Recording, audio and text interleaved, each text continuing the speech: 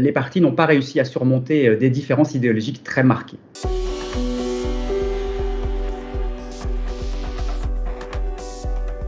Alors si on cherche une cause immédiate, on va la trouver dans des profonds désaccords sur le budget 2025.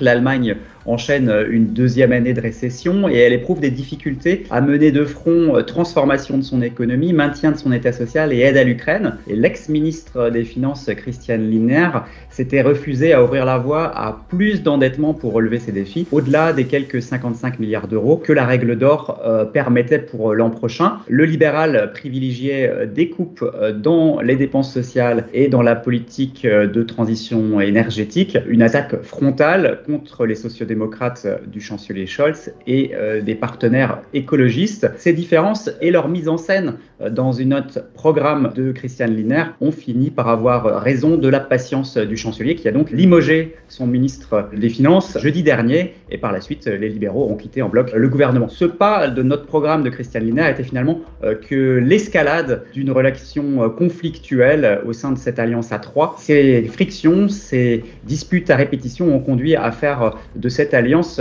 la plus impopulaire de l'histoire de la République fédérale. Si on cherche des causes profondes de la rupture, il faut retenir deux événements, l'extension de l'invasion de l'Ukraine à partir de février 2022 et un arrêt de la Cour constitutionnelle de novembre 2023. La coalition a omis d'actualiser son programme de gouvernement à l'aune du nouveau contexte créé par le conflit ukrainien et ensuite l'arrêt des juges de Karlsruhe a coupé les ailes financièrement de la coalition et dans le dur, obligés de trouver des milliards, les partis n'ont pas réussi à surmonter des différences idéologiques très marquées.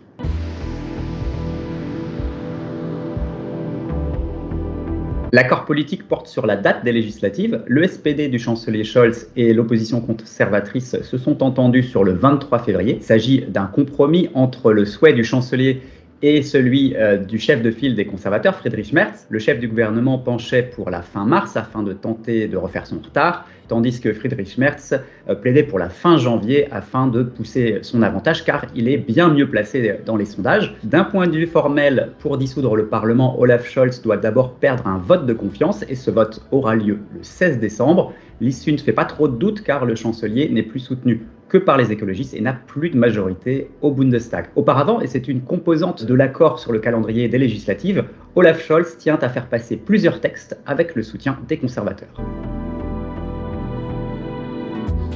Olaf Scholz est une personnalité optimiste. Il entend rééditer son exploit de 2021. Il avait alors remporté les législatives au terme d'une remontada alors que les sondages donnaient les conservateurs gagnants pendant de nombreux mois. Mais soyons clairs, les chances de rééditer cet exploit sont assez faibles car Olaf Scholz part cette fois avec un retard de 16 à 17 points sur le camp conservateur et il doit aussi compter avec l'impopularité de son gouvernement actuel. Il tentera toutefois, je pense, de faire briller son bilan car il y a des résultats réels, mais la communication a été désastreuse pendant les 3 ans de gouvernement. Donc le défi sera de faire apparaître son bilan sous un meilleur jour dans les quelques semaines que durera la campagne électorale. Olaf Scholz devrait aussi miser sur sa personnalité, sur un caractère posé dans un contexte géopolitique brûlant, à rebours de la personnalité impulsive de son adversaire Friedrich Merz. Le chancelier donc a peu de chances de se maintenir en poste, mais son parti pourrait, lui, se maintenir au gouvernement au sein d'une nouvelle grande coalition. L'accord sur le calendrier des législatives entre le SPD et la CDU-CSU a montré que les deux camps pouvaient s'entendre.